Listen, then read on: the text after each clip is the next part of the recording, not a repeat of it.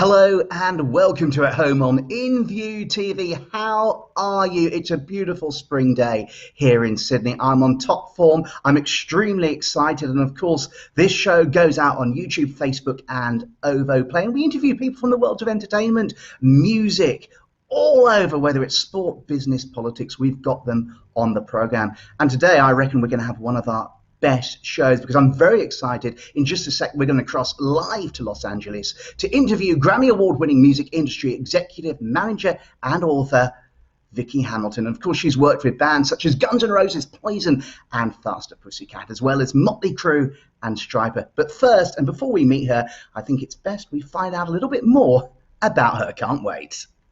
I am here with the incredible Vicky Hamilton, affectionately known as the music discovery maven, which I love.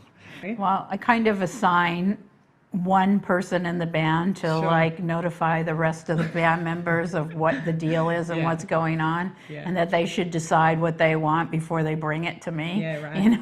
Yeah, totally. Otherwise, you're just chasing your tail all day long. Yeah, so, sure. Yeah. When I was 15, I auditioned for a band and I sang Alice Cooper, Under My Wheels. I went a little flat, and that was kind of the end of it, I'm afraid. Short-lived dream. I looked great, but wasn't cutting it. Well, I guess it's important to be objective about your own creativity, you know. No, I've always been a behind-the-scenes person, you know. Well, the book took me 7 years to write, not every day, of course, but, you know, I decided that it was a good time to write it because getting a little older now, and I was starting to forget things, and wanted to get all the stories down. Absolutely, you know what I mean? Yeah. So that's why I did it, and it's been pretty well received. You know, there's some film and TV interest in it as well now. Fantastic. So yeah. And now I have this little record company called Dark Spark Music. Yeah, tell us and about it's Dark through, Spark Music, of course. It's through The Orchard, which is owned by Sony, and I've just released my first single with a guy named Damian Sage, and it's doing pretty well. And yes, I love to write myself, you know, and that's how I ended up writing this book, and I'm about to write another book as well. Yeah. Fantastic. Are we allowed to hear what this new book is going to... It's going to be a how to become a rock star book that's going to be illustrated. I'm going to like dumb it down for everybody. I love it. We could totally make this like rock star for dummies, like how to be a rock star for dummies. And then I mean, it'll be factual, but it's going to be funny as love well, it. you know? Fantastic. You've got a hint now of some of the subjects and topics we'll be talking about. And joining us live from Los Angeles here on At Home on InViewTV is Vicky Hamilton. Welcome to the program. How are you, Vicky? Hey, William. How's it going? It's great. It's great to have you on board. I'm really good, thank you. And thanks for joining us. I'm fascinated. You were born in West Virginia. You spent much of your younger life in Indiana, and then you made the move to Los Angeles. And I think Tom Petty played a role in that. How did your move to Los Angeles come about? Well, I went to see Tom Petty at a show, and I was determined to like get an interview from him. So when he got off of the tour bus, I grabbed him by the arm and said, you know, can I have an interview? And he was like, sure, come on up to my room. And, you know, he kept telling me that I looked like a California girl, and that kind of stuck. So, you know, I saved up my money and moved to California, you know. Was it a bit of a culture shock going from Indiana to LA? Oh, of course.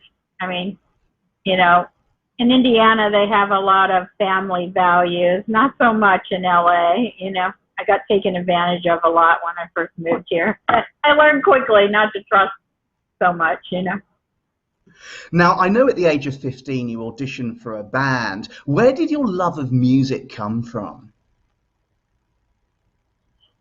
I don't know. I kind of just came out of the womb loving music pretty much. My sister was married to a drummer in a band, and he like put headphones on me and played me Steppenwolf's Magic Carpet Ride, and kind of like started with that, you know. And when you got to LA, how did you actually get into the music industry itself? Well, I started at Licorice Pizza Records, which, you know, not pizzas, it's vinyls, but look like records. The record store was on the Sunset Strip, catty corner from the Whiskey A Go Go. So I got to meet a lot of the bands in the hood, and that's when the Strip was on. So bands from everywhere were coming to LA, and most of them came into my store. And then I started promoting shows at the Roxy and the Whiskey as well, you know. Then one day, Mickey Six came into the store, and I started talking to him, and I then started working as a management consultant at Motley Crue. Now, a management consultant, what does a management consultant do exactly? They had a manager named Alan Kaufman, and I advised him on labels to take the band to, and I also did a bunch of display merchandising and, you know, whatever I could to, like, get fans interested, and told everybody, you know, about them. And you managed to get Motley Crue, I think, signed with the Elektra record label. How did that come about? No, that didn't have anything to do with me, except for that Tom Zutaut saw my display at Licorice Pizza, and then he came into the Whiskey A Go Go to see the band, because I and a friend had done a big window display across the street, so that's what tipped him off to the show. Yeah. And what was it like working with Motley Crue? You know, for me, it was very exciting. It was like the first band that I worked with that went from zero to hero. So, you know, all the activity around them was very exciting, you know. And they were wild. It would have been wild times. And of course, they did get signed with the Elektra record label. Why did you depart ways with Motley Crue? Well, at the time that they signed with Elektra, their manager who I worked for, Alan Kaufman, just sort of disappeared. So my job sort of disappeared with it. You know, next thing I knew, they were being managed by Doc McGee and Doug Thaler, you know. So I became friendly with, but I didn't end up working with them again. From Motley Crue, you went on to work with Christian rock band Stryper. How did you get involved with them? I was working as a booking agent at a place called Silver Lining Entertainment, and Motley Crue were initially on Green World, which also sort of, I think it like evolved into Enigma Records or whatever, but I knew of Enigma Records because of Motley Crue, and Enigma signed Stryper, and that's how I met Stryper. Didn't they perform at the Country Club on the same bill as Bon Jovi at one point early on in their career? That was Bon Jovi's first show in LA, and I tried for the opening slot. Yeah. Amazing. And what was it? Bon Jovi already had a hit too, so it was like, wow. Is it true that in their concert, Stryper would throw Bibles at the audience, at the crowds? Absolutely true. I love it. I love it. Because I think you yourself their at the logo time. on it. What?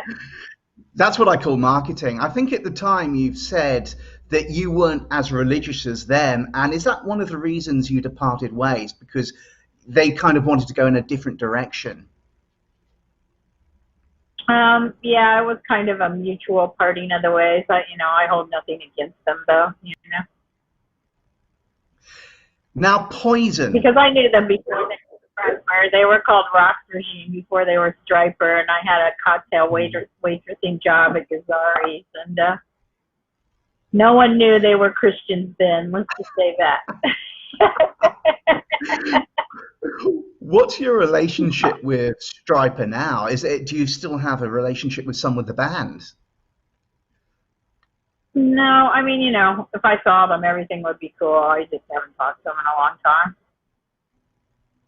And of course, you went on to manage Poison. What was it like being a manager for such a band? You know, they were very charismatic and a lot of fun back then. Was it so? The lifestyle. What I want to know is, when you worked with groups like Poison and Stryper, was it that rock and roll lifestyle that we hear about, or were they lovely mummy's boys? What were they like? Stryper were pretty lovely mommy's boys. I don't know, I wouldn't call them mommy's boys, but, you know, they were very civilized. Poison, on the other hand, were pretty wild and crazy and, you know, worked a lot of chicks for jewelry and cocktails and industry people, the whole thing, you know. And of course, Poison went on to get a record deal with the Enigma, I think, record label. I mean, how does it feel when a band you manage or look after gets such a successful record deal? How do you feel? Well, that wasn't a very big record deal. I think it was like $35,000 all inclusive. You know, they later went on to get a big deal with Capitol, but you know, I'm always happy for bands when they get deals. It's very hard, you know. Now, of course, one of the biggest bands you've ever worked with has to be Guns N' Roses, music legends. How did you get involved with them? I initially booked them when they were Hollywood Rose, when I was at Silver Lining Entertainment, and Axl came in and played me some music, him and Izzy, and I put them on some shows. And then, you know, Flash was then in a band called Black Sheep, and I was booking them as well. So, you know, I booked them both on one show, and then ended up in the band, and you know, I decided I wanted to manage them, and then they became my roommates for a while too. So, roommates. What was it like living with Guns N' Roses? That's pretty awesome. Worse than you could probably imagine. Oops. Oops, you're in demand. That must be the agent. Was it pretty awesome? I mean, were they pretty wild to live with? Oh, you have no idea.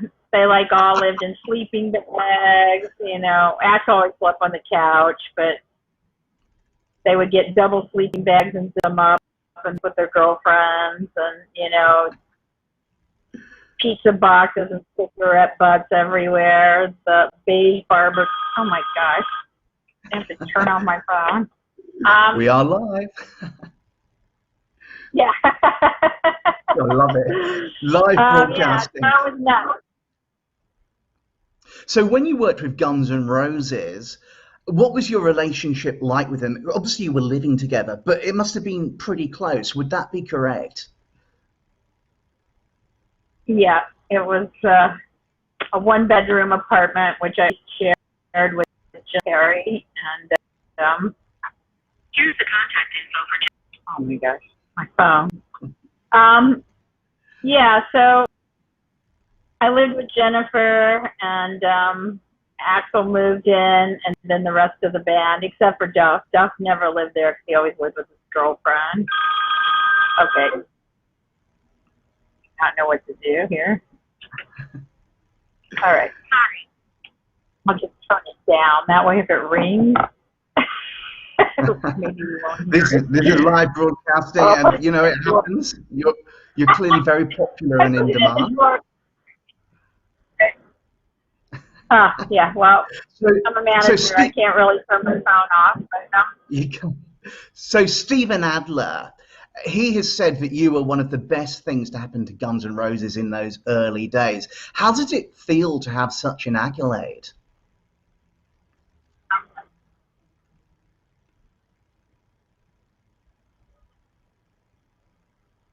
Vicky?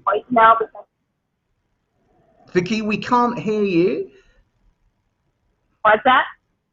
We can hear There, you now. okay. Please carry on. Okay. So your question was, I'm sorry. So Steve, no problem. Stephen Adler has said that you are one of the best things to happen to Guns N' Roses in those early days. How does it feel to have such an accolade? I'm flattered, and I think I kind of earned it. I worked very hard for those boys, and they had a bidding war while they lived with me. I took them to all the meetings and sat with them, and listened to the offers, and ultimately they decided to sign with Geffen, which was great, and the rest is kind of history, right? So. When you're with these bands such as Guns N' Roses and Poison, etc., are you a bit of a maternal figure? Do you have to mother them a little bit at times? Well, I care. I think that's probably more than most managers. They don't really care. They care about the money. I really care about the music and the human beings. If I cared about the money, I would have Malibu. I don't. So. What's your relationship now with Guns N' Roses? What's your relationship like with them? Because they've gone on to huge success. I'm still friends with Slash and Steven and Duff when I see him. I thought Izzy was cool. I haven't talked to Axl since the late 80s, so I don't know. I would if he called me. Apparently he doesn't want to talk to me, which is okay too. But I think I did the best I possibly could for him. So. I mean, you were amazing. What you did for these bands in the early stages of their career, you helped them get a leg up in the business. They ended up getting huge record deals, and we've got people like Guns N' Roses and Poison internationally recognized. Of course, in the early 90s, Nirvana came along. How did that affect the face of the music industry? It was like Hollywood didn't see it coming, It's like I kind of did, because I sat in the marketing meetings for Nirvana and all that, and the landscape had really changed, but everything was still the same at the, Rainbow Bell, and then one day, bam, it was like grunge music was happening. All the bands started wearing shirts and acting like they were from Seattle. It's like it totally changed. I think that was really the last time we had a rock revolution too. I think we're kind of due another one right now.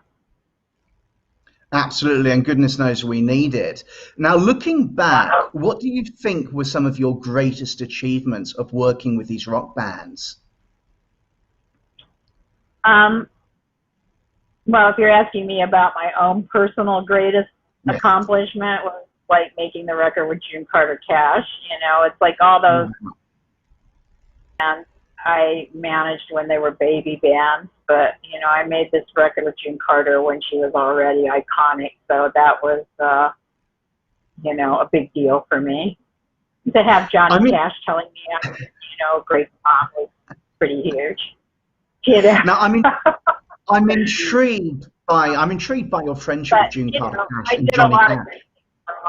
I got them record deals. I helped them get agents, everything. So. Now, I'm fascinated by your relationship with Johnny Cash and June Carter Cash. How did that come about originally?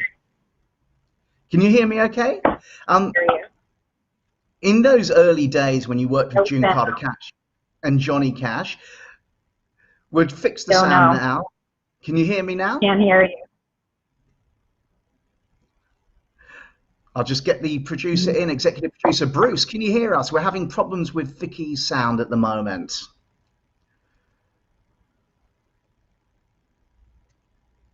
Can you hear me now? Can you hear me now, Vicky? Can't hear you. Can't hear you. This is how strange. Executive producer Bruce, are you there? Bruce, we're having problems with Vicky's Vicky hearing me. Yeah, I'm not sure where it's coming from. I can hear everybody fine. Vicky, can you hear me? Got no sound. All right, there's nothing I can do, unfortunately. It's at Vicky's end. Can Vicky refresh the screen maybe? Would that work? Just hit the refresh button, Vicky. Refresh button in your browser. Sorry, viewers, you are watching at home on InViewTV. We are fixing the sound problem. We are crossing live to LA, and this does happen from time to time. But you know what? It is live, it's fun, and we're learning all about Vicky Hamilton's life. Music executive and, of course, author and manager. Vicky, can you hear me now?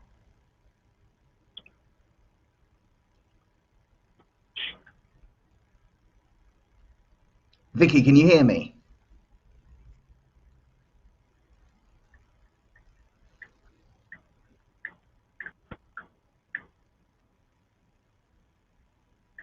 It is live. So you are watching at home. We've got Vicky Hamilton. We've been talking about Poison, Stryper and Guns N' Roses. And Bruce at the moment is trying to fix the problem. We can hear Vicky, but sadly Vicky cannot hear me at the moment. But we have such a great interview. Vicky, can you hear me okay? Let's see what happens if we refresh.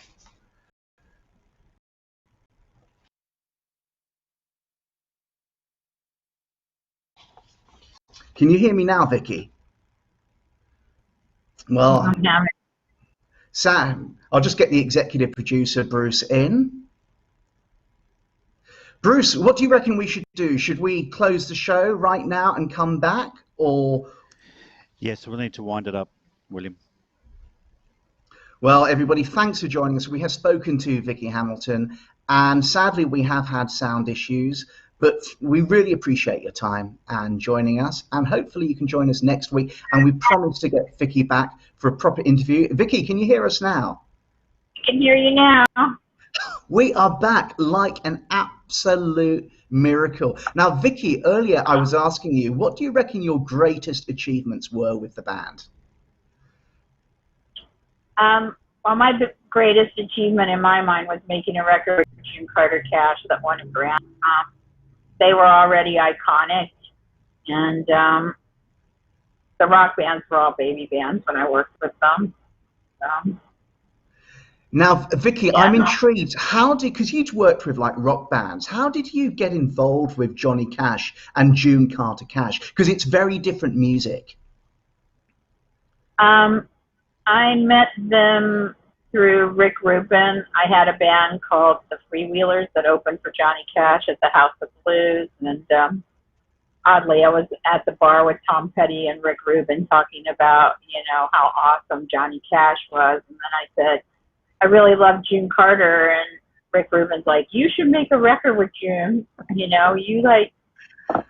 like the coal miner's daughter. You should do that. And I was like, yeah, I don't know anything about country music. And then the next day, at that point, I was working at Lookout Management, Neil Young's management company, and June called me the next day and said, Rick Rubin said you should make my record, and it kind of started there. I just fell in love with her. She was amazing. It's absolutely fantastic. I mean, Johnny Cash is a legend. He is an icon, and I know those terms are often overused, but what was it like getting to know somebody like Johnny Cash? What is he like away from the music industry? He was the nicest man I've ever met in my entire life. Very humble, sweet as he could be, very un-rock starish. Just That's calm and humble, That's what we love. Now, I'm very curious to know, and I meant to ask you, why did you get involved in rock? What is it about rock that you particularly like? Well, it is the music that I like. I'm a rock girl at my core. It's the music that I really like, rock and songwriter. Now, you know what I've been reading over the weekend? Your amazing book, Appetite for Dysfunction. How did the book come about? It's a really good read. Oh, thank you very much. Like the late 80s, to write a book, so I just started, and, early 2000s to start writing it. Or no, I guess it was like 2015 or so. It took me 7 years to write it, not every day, but, you know, a long time. And I'm glad I wrote it. You know, I'm writing a new book now, too, called How to Be a Rock Star. So that'll be Awesome. hopefully coming next year. You never know, though. I'm not putting any deadlines on it. It'll be done when it's done, you know. Well, best of luck with the book. What did you find when you wrote Appetite for Dysfunction? What were some of the biggest challenges? Well, the biggest one was the timeline, you know. It's like they say if you remember the 80s, you weren't really there. It's just like trying to put things in chronological order is very tough, you know. Luckily, I still have my day runner pages, and I, you know, still know a lot of people that do then, so I get asked. But like Guns N' Roses history, very slippery, you know, trying to figure out what came first. And even, you know, talking to people that were around Guns N' Roses, they weren't completely clear about the timeline. So I did the best I could with it, you know. And finally on the book, what has the reception in general been to it?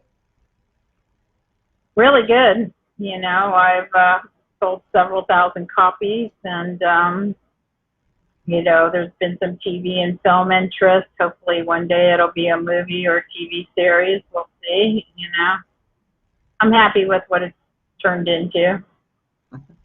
Now, you also have a record label, Dark Spark Music. How did that come about? And tell us a bit about your artists. I will do. I still am a management consultant and a manager. I manage Lovely World and Julian Shah Tayler, who you had on your show, and is wonderful. Has a brand new single, too, right now called The Devil Knows. So, that out. He's got a real dominatrix in his video, so that's coming out on Friday. So maybe you want to check that out. I'm sold already. Yeah. And then Lovely World is a band from South Carolina, and they've just written a song that is so beautiful. I just can't wait for you guys to hear it, called You Know Darling. But you're going to have to wait a while because we haven't got it on the schedule yet. But it's a beautiful track. We would love to have Lovely World on the show. If you let us and they want to come on, we'd be honored to have them help promote their work. Also, we had Julian, as you know, a few weeks ago, one of our favorite guests. A really great show, down to earth, great fun. And what I want to know is, what advice would you give to up-and-coming bands, particularly rock bands? Be true to your own soul and heart. Don't let industry people, you know, take your creative vision from you. Like, stay true to that. Keep writing songs. You know, you never have enough songs, so just keep writing. Make videos, you know, and be patient. Eventually the time comes around to you. I forgot to say Damien Sage is like completely awesome too, so you guys should like check out.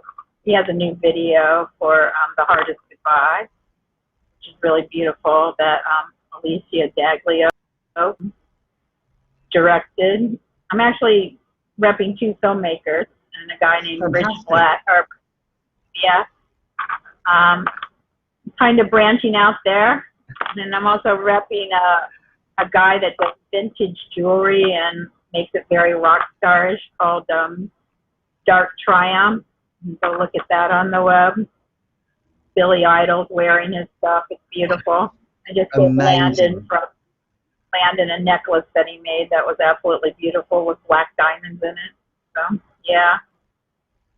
Now, one of the biggest changes, and please, we'd love to have Damien on as well. He sounds absolutely awesome, top guy. What I'd like to know is, a lot of the changes we've seen lately involve reality shows. You've got X Factor, American Idol, The Voice, etc. How has that changed the music industry? You know, I'm not a big fan of competition music shows, and you know, there's a lot of great singers that are on them, but for American Idol and The Voice and all that, you know, it doesn't really have much to do with their writing talent. So, you know, I don't know.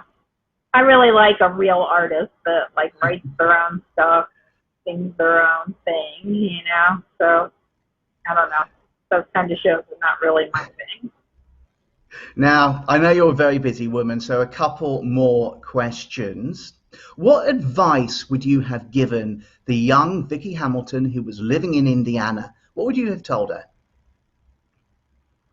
Oh boy, I would have probably said, don't believe everything you're told. Get sober early on, or don't start doing drugs and alcohol at all.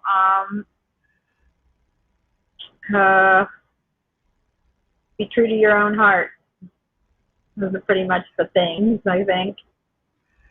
Any advice you'd give to people who want to get into the business of managing?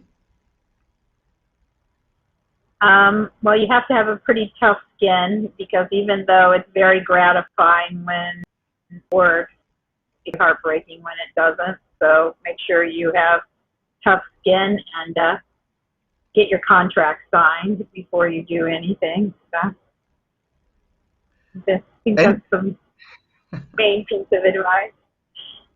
Absolutely. You've given us such wise advice today, and it's been fascinating and great fun hearing about your career and the bands you've been involved in. I only wish we had longer, but I know you are a busy person. We've got our schedules, etc. But it's been an absolute honor to have you on the show, and we hope one day you'll come back. And also, we're very keen to get some of your artists, like Julian again, on the show, Damien, Lovely Worlds, because they really sound impressive. So please do come back, and please let's get them on.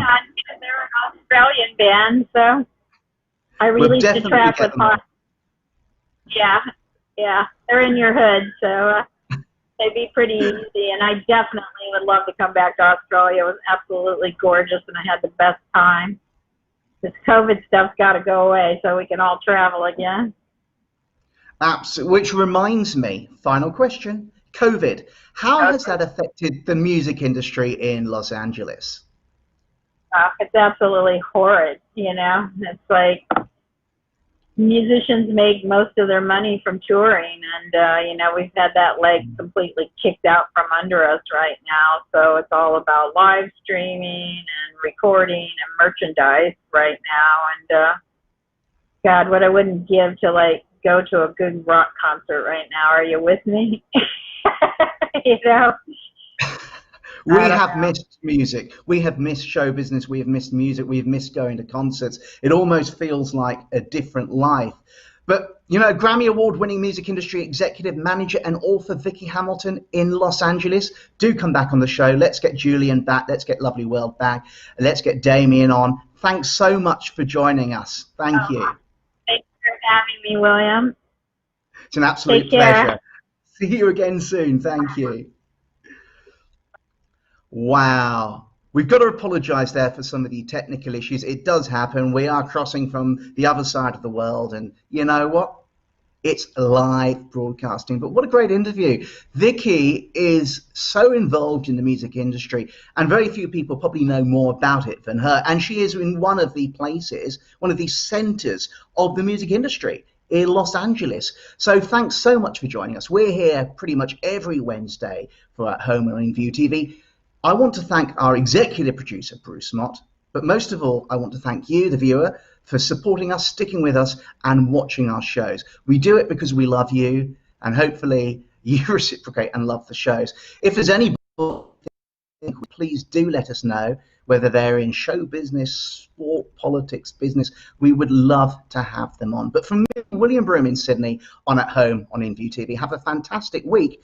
And hey, if it's as sunny as this, have an amazingly awesome weekend. Chat to you next week. Bye-bye.